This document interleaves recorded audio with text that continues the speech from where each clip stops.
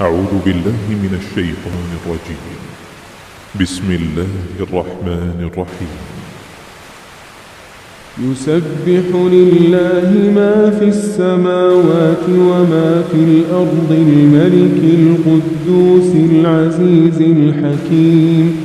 هو الذي بعث في الأميين رسولا منهم يتلو عليهم آياته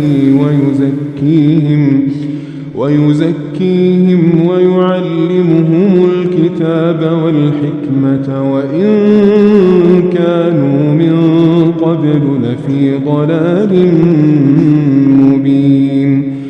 وآخرين منهم لما يلحقوا بهم وهو العزيز الحكيم.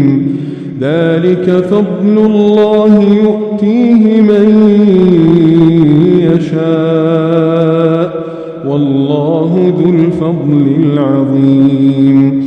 مثل الذين حملوا التوراة ثم لم يحملوها كمثل الحمار يحمل أسفارا.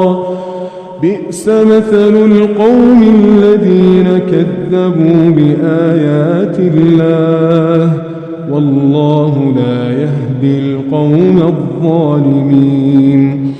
قل يا أيها الذين هادوا إن زعمتم أنكم أولياء لله من دون الناس فتمنوا الموت إن كنتم صادقين ولا يتمنونه أبدا بما قدمت أيديهم والله عليم بالظالمين. قل إن الموت الذي تفرون منه فإنه ملاقيكم ثم تردون إلى عالم الغيب والشهادة فينبئكم بما كنتم تعملون. يا أيها الذين آمنوا إذا نودي للصلاة من يوم الجمعة فاسعوا إلى ذكر الله وذروا البيع ذلكم خير لكم إن كنتم تعلمون. فإذا قضيت الصلاة